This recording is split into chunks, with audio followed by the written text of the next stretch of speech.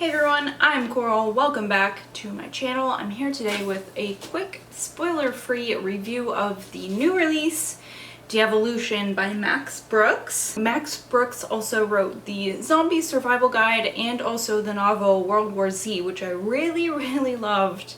So I was very excited to see that he was in the process of writing a new book, and of course pre-ordered it so I could read it as soon as possible. So this one is told in sort of a non-traditional way, kind of like World War Z, a little bit different because it focuses just on one main character, but it also has interviews of a couple different people throughout the book. Her brother, Frank, someone who is, oh geez, I have to look up her title. She is a senior ranger. Then there are journal entries from the main character, Katie, and basically the plot of the story is that Katie, her brother Frank had owned this little piece of property in this really neat little, very small community in the mountains surrounding Mount Rainier in Washington. It's like an eco community, like they're trying to use green energy and reduce waste,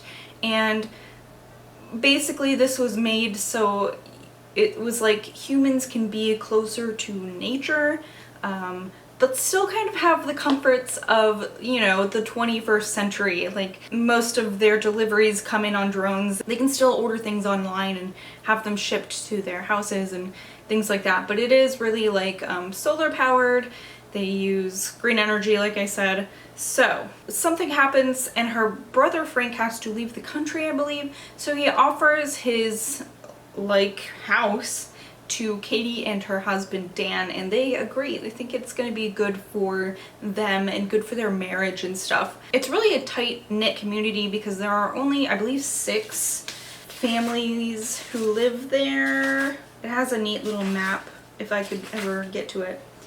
Yeah, there are 6 houses, 6 families, and then like a little common house, you know, where they can do community things.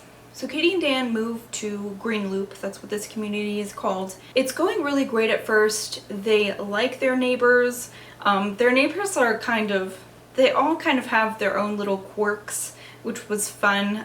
Some of them really fit that kind of stereotype of like people who are really into the trend of clean living, you know what I mean? So that's kind of fun. I didn't feel super connected to Katie and Dan though, which was kind of a bummer. Even reading journal entries, which seems like it should be such a personal thing because it's Katie writing down her innermost thoughts and feelings. Even then, I felt she kind of lacked a little bit of personality. So that was kind of a bummer, especially because their neighbors were so kind of energized and they felt like real people, and then Katie and Dan were just kind of like wah, wah, wah, you know. Katie and Dan moved to Green Loop.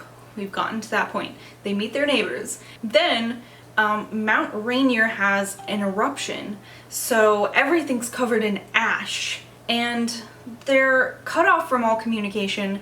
The road that leads up to Green Loop is like washed out with by what they call lahar, I think. So they're basically isolated at this point. There is no cell phone reception, and they are not the only people affected by this either. You know, there are large cities that are in the process of being destroyed by this eruption. So they're kind of like on the lower end of things that authorities need to worry about at this point. If they even think to worry about them, because it's a very isolated, very small community. So a few days go by and they've noticed that they're seeing a lot more wildlife. They're trying to figure out how they're going to live in total isolation. And one day Katie sees something that she thought was a boulder, but then it moves. So this is a Bigfoot story. The synopsis in the book tells you that. I promise that's not a spoiler. I mean, like, if you didn't maybe figure it out by the cover, oops, I guess.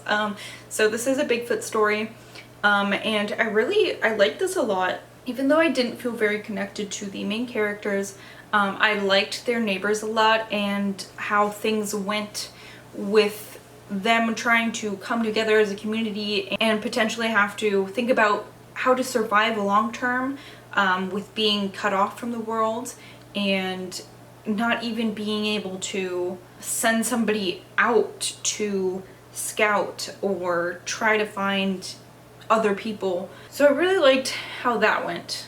It gets into some survival horror, which I love.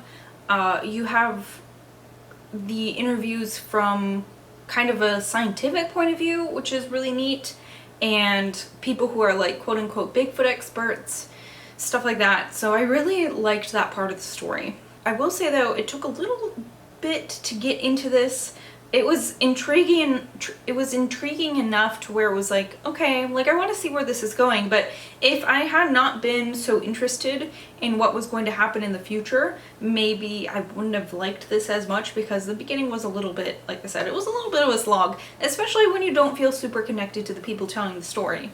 But there's a lot of really great, like, gory horror. It's really like a fight for survival. And it was a lot of fun, I thought.